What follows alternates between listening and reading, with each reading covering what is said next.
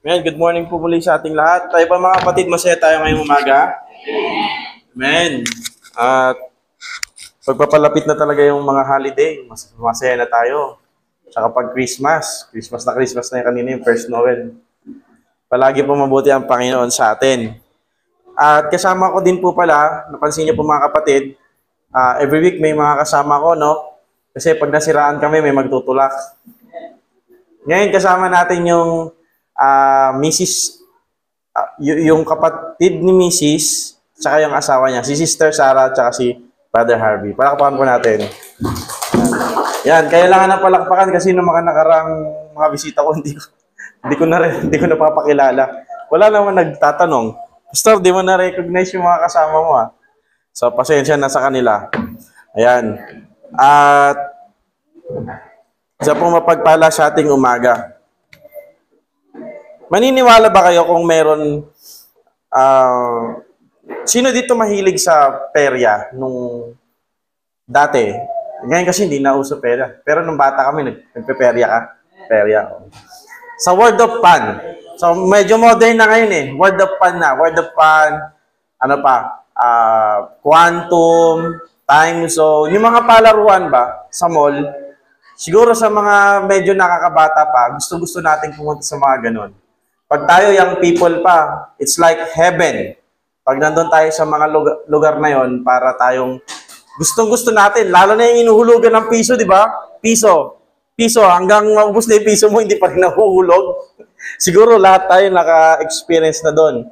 O yung may mga teddy bear, tapos hulugan mo ng 5 piso na nagkakahalagang token na nagkakahalagang 5 piso, tapos hindi mo naman masushoot o hindi naman tatama.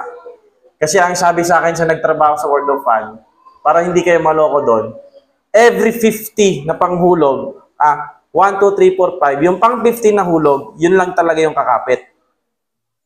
Yun lang yun, oo. Kaya gawin mo, magkabaka doon, bilangin mo. Sino yung, pag pang 50 na, tsaka ikaw na yung maghuhulog. But, kung tayo ay nasa mga ganyang entertainment place, what if kung magkakaroon ng isang entertainment place na ikaw yung bida? Sa lugar na yon, ikaw yung bida. Halimbawa na lang, ikaw ay dadaan sa isang red carpet. Tapos sa red carpet, maraming mga taong magpipicture sa'yo. Maraming mga flash. Tapos after nun, pupunta ka naman sa isang room na punong-puno ng mga painting mo o ng mga picture tungkol sa'yo, kung sino ka. Yung mga ginagawa mo o yung mga gusto mo gawin sa buhay, mga favorites mo nandun tungkol sa'yo. And after nun, doon ka naman sa isang room, meron na maraming mga tao, political party naman. Parang ikaw ay isang tatakbo bilang isang presidente. And then after nun, pumunta ka naman sa isang sport events na ikaw naman yung tipong parang nagbabasking o pinopromote mo yung kung anumang sports na yon.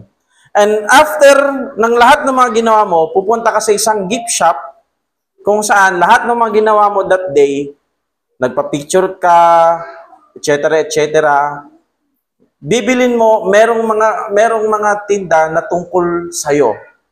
Lahat ng ginawa mo that day. Everything about you. And do you know that in 1997, ginawa to ng Renaissance Entertainment Incorporation of Orlando. At ang tawag nila sa entertainment place na to ay Ego Trip. EGO. Ego Trip. Kung saan pinifeature yung self bilang ikaw. Sabi ng may-ari, ang pinakapaborito puntahan ng mga tao, what's everyone's favorite subject? Themselves. Yung sarili nila. Mga kapatid, tayo po ay nabubuhay sa mundo saan ang mga tao gusto nila karoon ng matating kanila ng tao o kaya naman nilang sarili. Taas ang gusto nila sa kanilang sarili. Halimbawa na lang, nais na tayo una na paglipan, love, respect, chinches, nire-respeto, or anong mga bagay. But dito po sa bahay natin, ating pag-aaralan, Book of Nahum, makikita natin na tayo ay meron pala tamang perspective perspective, tamang tingin sa Panginoon, seeing God as He is, it demands us na magkaroon tayo ng tamang perspektibo sa atin. At nais ko po kayong anyanyahan sa Book of Nahum. Tumayo po tayong lahat. Nahum chapter 1. Ang Nahum po, kapit na yan sa New Testament. Pagdating nyo ka sa Malakay, and then, ting flip lang,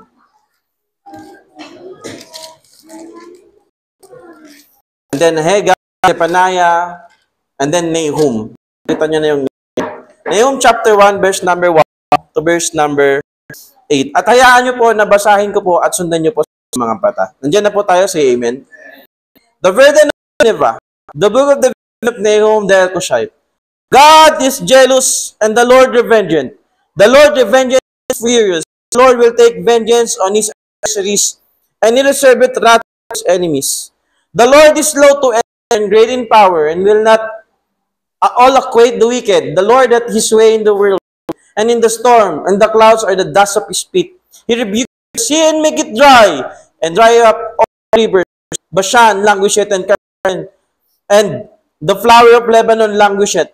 The mountains quake at him, and the hills melt, and the earth is burned at his presence. Yea, the world and all that dwell therein.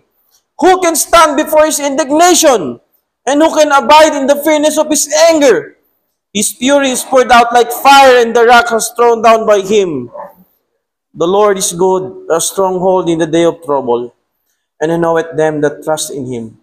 But with an overrunning flood, he will make an utter end of the place thereof, and darkness shall pursue his enemies. Let's pray. Father God in heaven, we pray na magkaroon po kami ng proper view about you.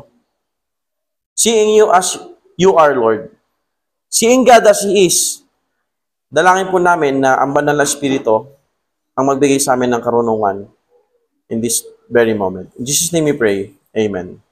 Tayo pong lahat ay makakaupo na. Ito pong Book of Nahum, ito po ay tumatalakay, bumalik po tayo sa counting history, during the Assyrian Empire, sila po ay pinakatanyag, napalaki ng yun nila, but it is time na malaki na rin wakasan ang kanilang katanyagan. The Assyrian became very large na it is impossible to govern. Dahil sa malaki na, ang hirap na i-manage. At ito pong Book of Nahum ay tumutukoy kung saan yung pronouncement ng kaparusahan na nangyayari sa mga tao o sa ng Assyrian Empire. And this book also talks about who God is, His vengeance, at marami pa mga bagay. And we can see here na isang beses lang binanggit din yung pangalan ni Nahum. Makikita lang natin yan sa verse number 1 ng chapter 1. Maybe we asked why? Because the focus of this book is not the author himself, but who God is. Kung sino ang Diyos at kung ano ang gagawin niya sa mga taong ito. Brother and sister in Christ, the book of Nahum introduces us who really God is. Kung sino ang Diyos. Bago sabihin ni Nahum yung mangyayari sa kanila sa chapter 2, chapter 3 sa lugar ng Assyria, binanggit muna ni Nahum kung sino ba talaga ang Diyos. At ang kinakailangan natin sa panahon na to is what?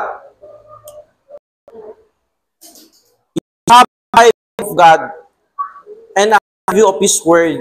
At kung mangyayari yun, mababago ang ating paningin sa buhay. Tayo po ay henerasyon na gusto natin laging i-lift yung sarili natin. Your being, your dreams, ang iyong kasikatan, ang business, your name, everything about you. Just look at our social media. It's full of. Why? Because we don't have a proper view about God. Halimbawa na lang, sa ministry natin. Diba? Palagi tayong may pag-iisip na okay na yan. Or we're not doing our best. Because mababa yung tingin natin tungkol sa Diyos. Hindi ganun kataas. Hindi natin tinitignan ng Diyos kung sino talaga siya. Sa special numbers, singing, all the things that we do, all the things that belongs or pertains to the Lord. Just for an example, tayo, yung cover ng iPad, ng cellphone natin, ang ganda. Mabibilan natin 200, 150, o pinakamahal 300. But never natin tayo nag-effort na bilan ng, o balutan man lang, na tig-7 pesos yung Bible natin, or coveran natin ng kartolina. Diba? Care tayo sa mga bagay-bagay na mga nandito lang. Pero pagdating sa Diyos, dahil mababa yung tingin natin sa Kanya, ganun na lang natin itrato yung ministry. Ganun na lang natin itrato yung mga gawain tungkol sa Panginoon. Your view of God will reflect action. Decisions, dreams, or may I say, brother and sisters, details of life. Kung hindi mo kilala ng Diyos, hindi mo alam kung sino ang Diyos, at kung hindi siya tinitignan bilang ganon, madali ka lang magkasala, madali ka lang magsinungaling, kasi hindi mo alam at titinignan na ang Diyos talaga, alam niya pala lahat ng bagay, nalalaman niya ang ating iniisip, nalalaman niya ang lahat ng ating gagawin. And my encouragement to you, brother and sister in Christ, kung paano tignan ng salita ng Diyos, kung paano ang dinideclare sa salita ng Diyos, sino ang Diyos, kung sino siya, seeing God as He is. What is the proper view about God? Ganon natin siya titingnan. At kung magkakaroon tayo ng tamang pagtingin natin sa Diyos, mataas na pagtingin sa Diyos, babaguhin niya ang buhay. Number 1, let's look at His nature. Sino ba ang Diyos? In verse number 2, ano ba ang nature? Ano ba ang likas? As is, sino ba ang Diyos? Number 2 and verse number 3, God is jealous, revenger, furious, revenges, servant wrath for His enemies. Sa Tagalog, ayaw ng Diyos na sumamba ang mga tao sa ibang mga Diyos. Galit siya sa kanyang mga kaaway at pinigantihan niya siya. Ang Panginoon ay hindi magalit, ngunit dakila ang kanyang kapangyarihan. Iyak na parusahan kasala. From verse number 2, makikita natin yung nature ng Panginoon. Unang-una, God is jealous. Ano sa Tagalog? Ang Panginoon ay, tatranslate natin, nagsiselos. Ang Panginoon mapanibugho. No rivals tolerated. That's why in Tagalog, it was translated as, ayaw ng Panginoong Diyos na sumasamba ang mga tao sa ibang Diyos. Now, how can it be that God is jealous? God's jealous, hindi natin nakikita, is love in action. He refuses to share human heart with any rivals or with any idols. Why? Not just because God is selfish, that all of the glory will belong to Him, but what is the reason? Because He knows that upon ng loyalty ng isang tao sa kinikilala ng Diyos ay nakadepende ang kanilang moral life. Anong ibig sabihin nun? Tingnan natin sa Old Testament. Every time na iba yung ginodiyos nila, hindi nila ginodiyos ang Panginoon, Yahweh, Jehovah, the true God. Ano nangyayari? Immorality. Kung sino ang ginodiyos mo, kung sino ang pinaglilingkuran mo, nakadepends doon yung ating moralidad. And same today. Because ginodiyos natin, kung sino-sino nakikita natin, sa cellphone natin, o kung sino man nakikilala natin, look at our morality. And also, God has the very right because He owns us. Mga kapatid, hindi ka lang ginawa ng Diyos. Binili ka ng Diyos sa pamamagitan ng dugo ni Jesus Christ. Pag mamay-ari tayo ng Diyos, meron siyang karapatang mapanibugho. Atin siya. Tayo, napapanibugho tayo, nagsiselos tayo, kahit wala tayong karapatan. Pero ang Diyos, hindi po mga kapatid. Every time na tayo ay lumalayo sa Panginoon at ginodiyos natin yung mga bagay na hindi na naman natin ginodiyos, ang Panginoon ay naninibugho. No any rivals tolerated. Another one, God is an avenger. He takes vengeance. And needs to understand, we cannot fight God. Hindi natin pwedeng labanan ng Diyos at mag-hope tayo na mananalo tayo. Everyone who set themselves against God will end up receiving God's vengeance. Another thing, another one, God's nature is God is patient. It means, ang Diyos natin, He is not quick to take revenge or doesn't act without any reason.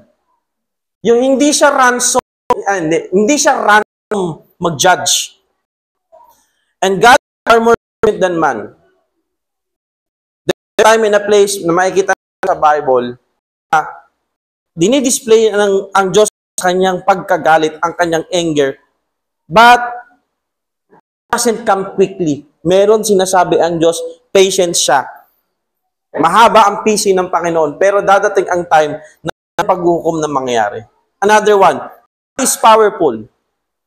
He can fulfill His threats. Anyone. Maaari niyang tutunin ang kanyang mabanta sa sino man. Ang Diyos, hindi siya idle threat. Yung tipong, di ba tayo, pag susunod kanyaring suntok lang.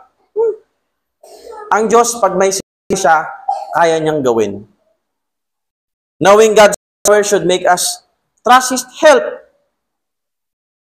and to fear judgment, knowing that He judges with power. He judged with power. Another one, mabilis lang tayo mga kapatid, bibilisan natin kasi medyo mahaba to. Not just jealous, avenger, patient, and powerful, God is also just. Don't ever forget that. He will not let the guilty get away with it. Or He cannot be bribed, or He cannot be flattered. Hindi natin mabobola ang Diyos, hindi natin nababayaran ng Diyos. God does not take us lightly. He does not acquit the wicked, but will revenge us.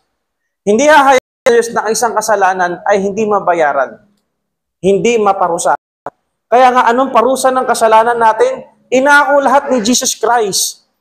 Once na namalataya tayo sa Panginoon Kristo, yung kanyang righteousness ay na-impute or na-account na ilagay sa atin. At ang ating kasalanan ay nalagay kay Kristo, kaya ang galit ng Diyos ay bumuo sa krus ng Kalbaryo.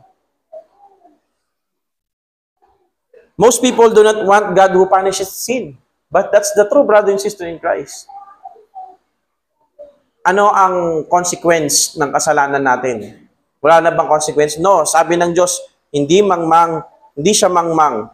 Gumawa tayo ng kasalanan ay wala ng consequence. Yes, that curse, the penalty which we studied here in Sunday school, binayaran ng Panginoon.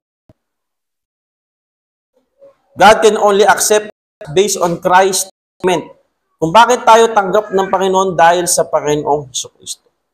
Na mga kapatid, bibilisan natin and then titingnan natin kung sino ang Diyos sa sinasabi natin. And after that, I'll give you 5 points.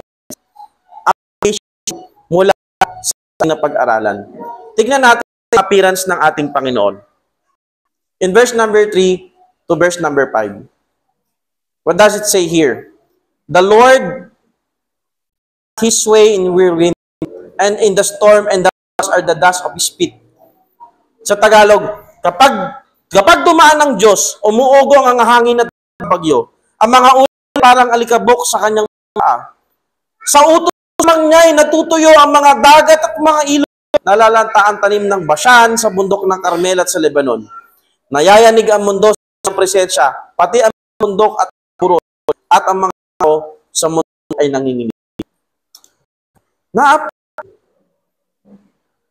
Kapatid, God is so good that it controls the mind's first command. Anong pinalakas na nating prueba sa buong mundo? Mahalin mas natin bagyo, hindi natin mapipigilan. We can detect, meteorologists, di ba? Madedetect nila yung brada. Madedetect yung bagyo pero hindi natin kaya pigilan.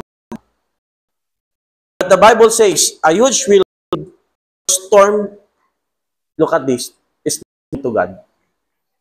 Yan sa Panginoon. Because He has way in. And in the passage, it also says that He can have rivers and make the whole world to flood. Noah's flood. Kaya niyang gawin, kaya niyang lubugin ang mundo. Makikita natin sa Psalms, si Lord depicted the imminent Creator who is present in natural weather. And those ancient people, dahil kaya sila naniniwala na mayroong deity, na mayroon talagang gumawa ng lahat ng bagay. Kasi yung mga bagay na yun, hindi nila makontrol. Lord, you are great. Yung deity, yung Diyos na gumawa ng lahat, napakadakila at hindi natin sa Kanya. Siya kaya. And one way the Bible shows God's power is the control of His water. For example, in creation, in Genesis chapter 1, verse number 9, dividing the waters.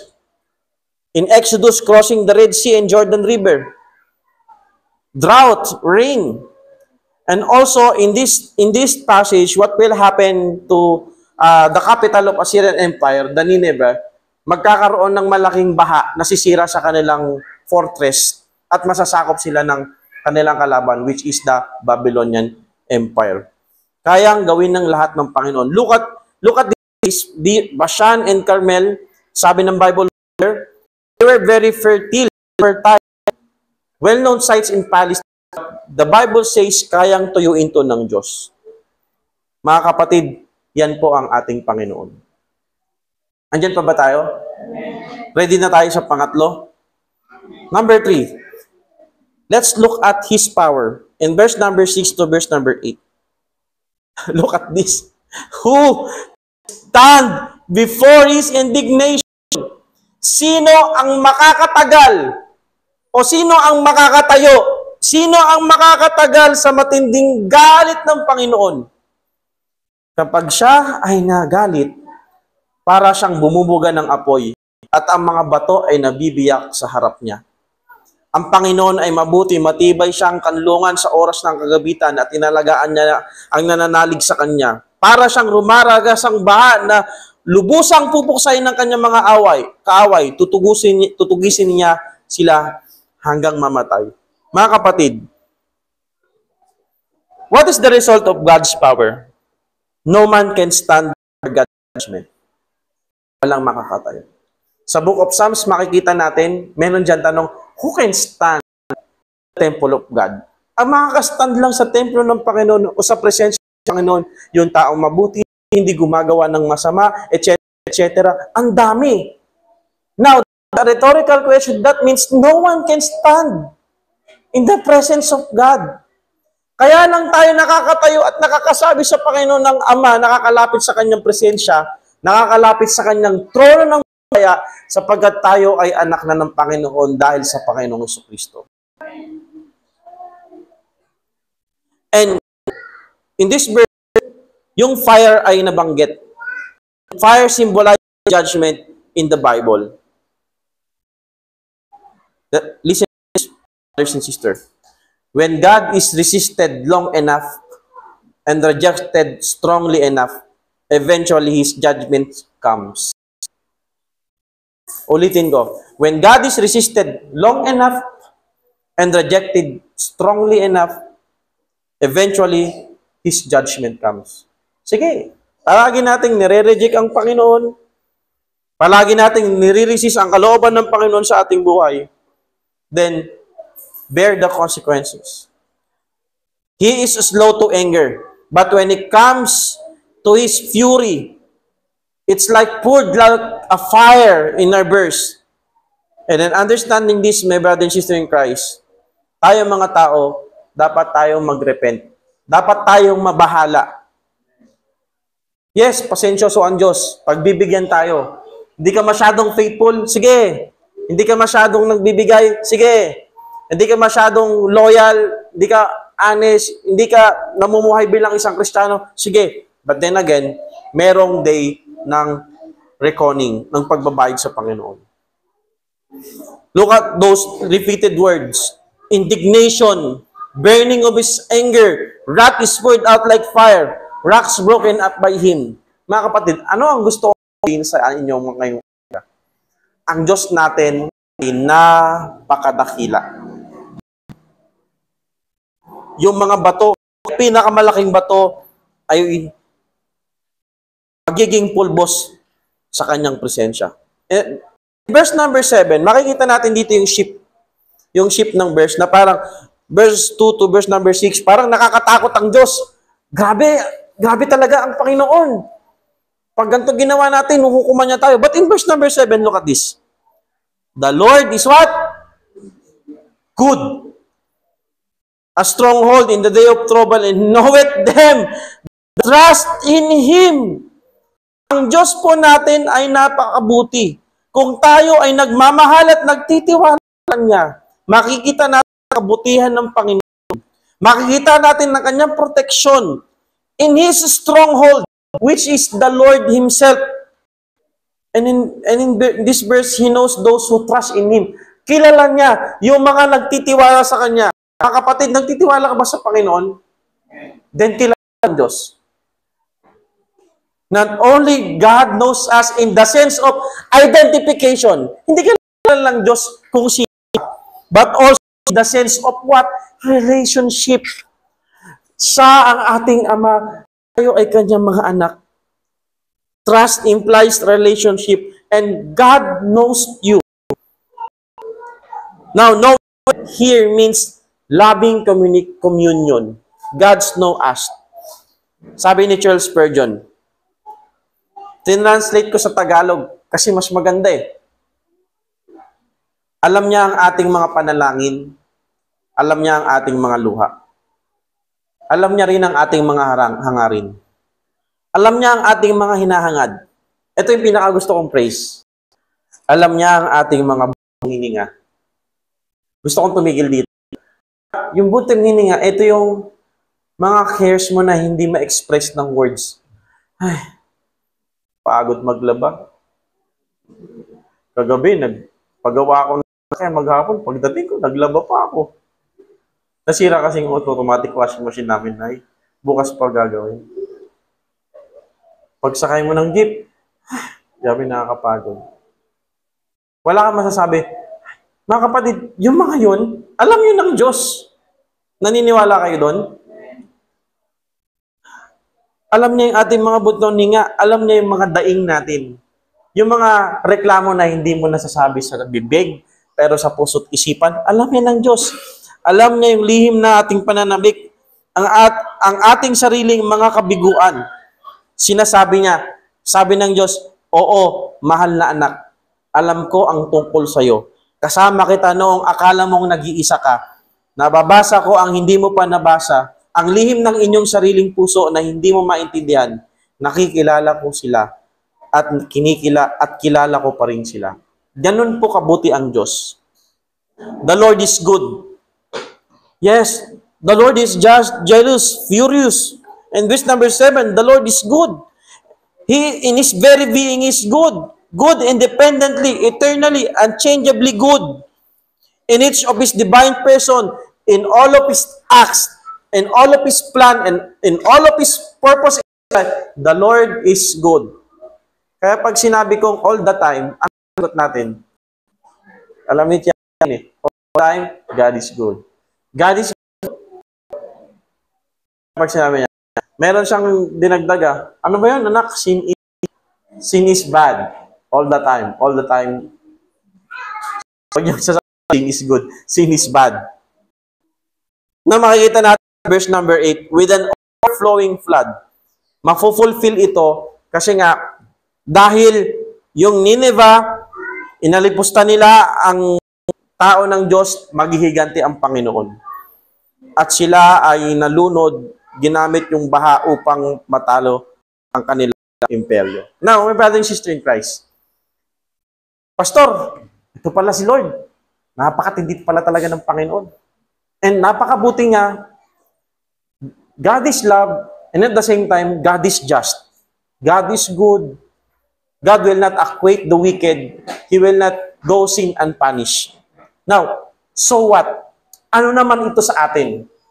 What is the application of who God is?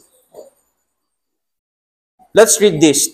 Next slide. Makikita ba natin? If we truly God as He is. Sa mga nakakabasa, basahin natin sabay-sabay. If we truly see God as He is, if we embrace a proper view of Him, if we will elevate our understanding of His greatness, as a result, kapag kilala natin ang Diyos, mataas yung tingin natin sa Kanya, meron tayong tamang pananaw tungkol sa Panginoon, This is the result. Number one, we will recognize our own unworthiness and acknowledge that we need to stand in His presence. Look at Isaiah. Nung nakita niya ang Panginoon, sabi niya, sino sa Isaiah? Galing sa matinong pamilya, nagsiserve sa temple. Everything. Masasabing, compare sa mga common people, walang binatbat sa temple works na ginagawa ni Isaiah. Pero anong sinabi niya? Nung nakita niya ang Diyos, nakita niya ang anghel, sabi niya, I'm unworthy.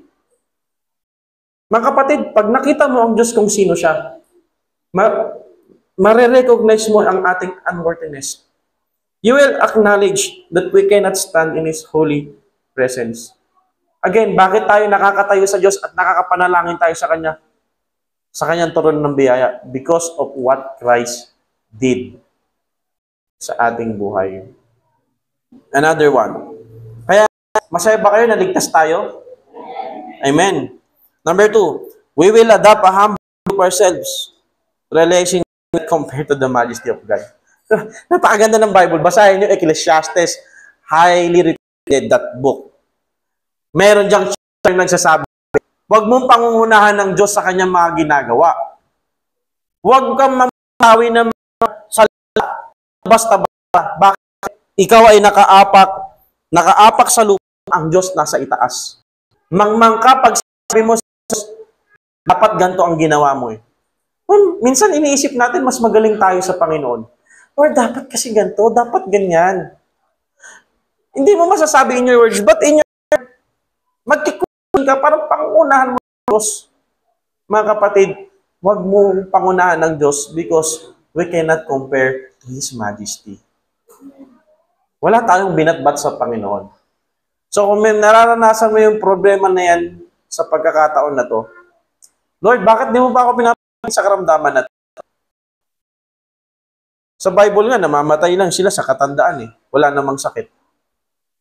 Mga kapatid, mamamatay at mamamatay tayo lahat. That's the reality. O sige, mag-knock off. Kahit mag-knock off the wood po tayo, kahit knock off the plastic pa, mamamatay lahat tayo.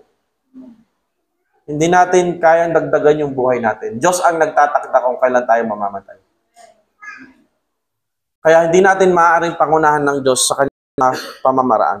Number 3, we will transform our perspective on how we treat history entrusted to us, viewing it as a holy, separated, consecrated, sacred responsibility. Brother and sister in Christ, pag napagkatiwalaan ka ng ministry, be faithful. Bakit? Hindi ka naglilingkod sa tao. Hindi ka naglilingkod kung kanino man, kay pastor or kung kanino. Sa Diyos ka naglilingkod. Kaya sa mga nagtuturo ng bata, yan, si Sister Ria, sino pa? Si Sister Hart, mga naghugas ng plato. Hindi mo yan ginagawa para sa sarili mo, para sa kung kanino man, para sa Diyos. Alam niyo ba ang paghugas ng plato? Ministry. Palagi-lagi ko nasasabi yung dito, no? Para may bitterness ata ako. Wala kasi naghugas ng plato sa amin, eh. Ang daming tambak lagi sa kusina. Kaya nga, Brother Andy tsaka Brother Bry, pumunta kayo sa November 2. Papakita ko sa inyo, Brad, ganito karami ang hugasan sa simbahan namin. Kahit saan, may baso nakakalat. Marami kasing mahilig sa kape. Balik tayo dito. Mga kapatid, ang ministry dapat mataas ang tingin natin. Amen?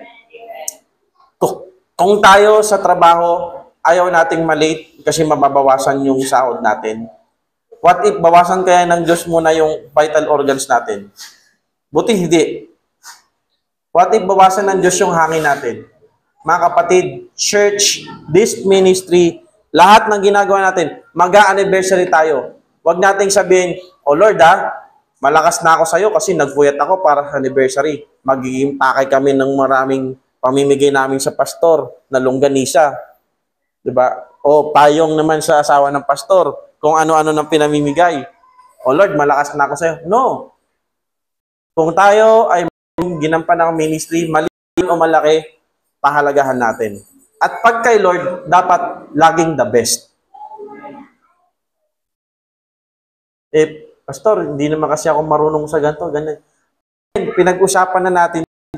Balikan mo, Lord, sabihin mo, Parang wala kitang ministry sa namin dito sa Dasmariñas. Manalangin ka, Lord, buksan mo yung mata ko. Saan mo ba ako gusto mag-serve? And when you do that, pag pinakita ng Panginoon, do your best. Tigilan na natin yung ministry lang, Bible study lang, prayer meeting lang, afternoon service lang, Sunday school lang. Mga kapatid, pantay yung Sunday school, yung morning service, yung afternoon service, pare-pare, ano yan, hindi yung magkakaibang Diyos. Same God. Yung Diyos na pinaglilingkuran natin ng afternoon, tsaka ng morning, tsaka ng Sunday school at ng prayer meeting, parehas po na Diyos. Likes, second to the last. Nandiyan pa ba tayo mga kapatid? Oo, gutom na ako eh. Hindi ko na kaya yung baon kong kamote. In unity at confess self-centeredness and his days. Huwag mo sabihin hindi ka makasarili. Mga kapatid, Bible lang nagsabi, makasarili ka. Uulitin ng Bible, makasarili ka. Self-centered ka. At ang taas ng tingin mo sa sarili mo. Ikaw, pastor, oo, ganun din ang tingin ko sa sarili mo. Kaya tayo ngayon may Christian tayo. Meron na tayong kapangyarihan. Meron na tayong chance, privilege, na aminin to sa throne ng bihan ng Diyos. Lord, napaka-makasarili ko po. Patawarin niyo po ang pagiging makasarili ko. At kung meron lang tayo ng self-realization, reflection, take time to realize. Maraming bagay na masasabi mo, sarili mo lang iniisip mo.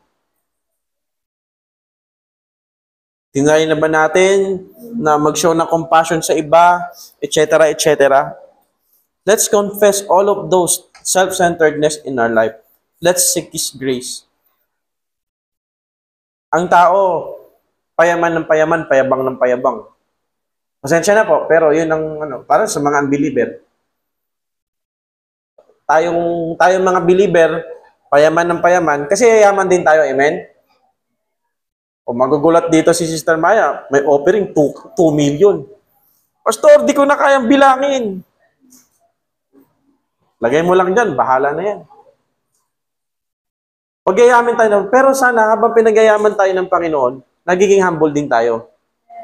Pag sinabi, uy, ganda na sasakyan mo ah. Ikaw ba naman kumita ng 1K per hour eh. Diba? Huwag natin pagmayabang. Sabihin natin, blessing po ng Panginoon, mga kapatid. Pag nasabihan tayo na, ang ganda ng special number, ang galing mo magpiano, sis, ganito ka, ganyan ka, ganyan ka. Palagi nating sasabihin, salamat po sa Panginoon na nagbigay. Ay, praise God. Kung nababadoyan ka, sabi na, ay, salamat sa Panginoon. Ay, si Lord ang nagbigay. Kung nababadoyan ka magsabi niyan, just take, praise the Lord, salamat po. Hindi naman, badoy ba sabihin yun, praise the Lord, salamat po? Hindi po, mga kapatid.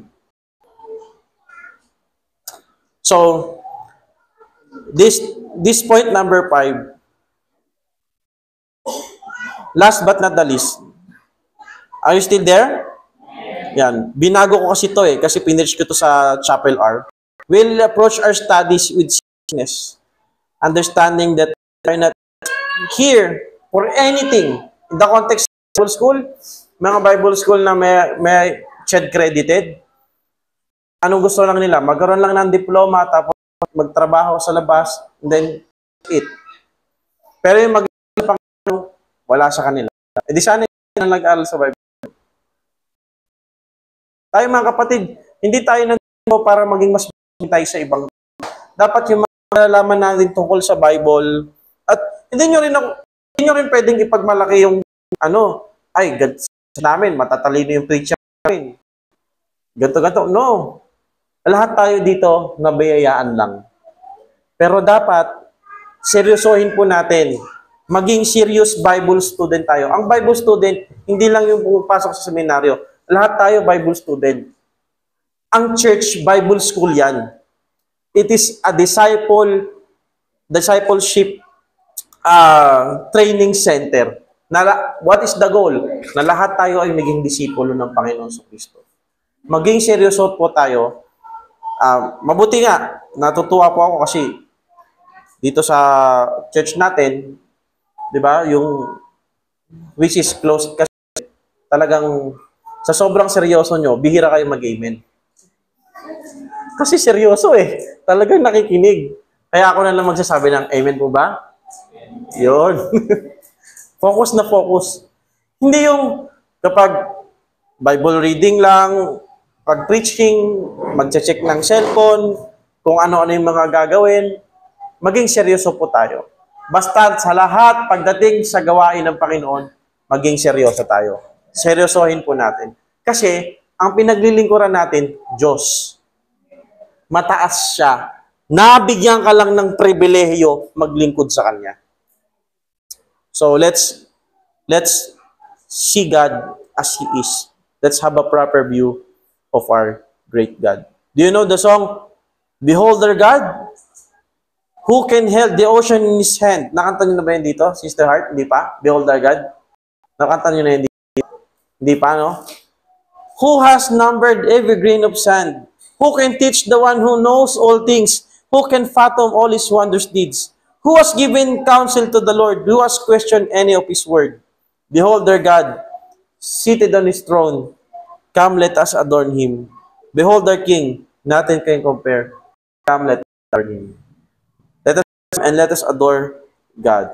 Let's go to the Lord in prayer. Let's stand up. Father in heaven, we thank you for this time. Salamat sa inyo pong pagpapala sa mga napakinggan po namin. And we're so sorry, O God. Humingi po kami ng tawad na mababa po o mali ang pagtingin namin sa inyo. Like in our prayer life, kapag kami po ay nag-ask ng something, we don't ask for big. We just ask for small things na gawin niyo po sa aming buhay. Sa inyo pong pagpapatawad.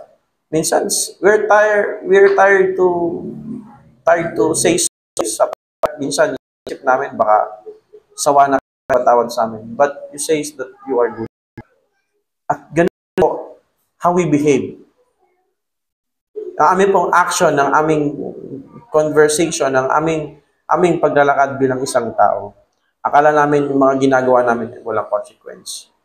Lord, you know all things. And because we're doing that, because maybe hindi namin talaga kayo kilala, mababa ang pagtingin namin sa inyo.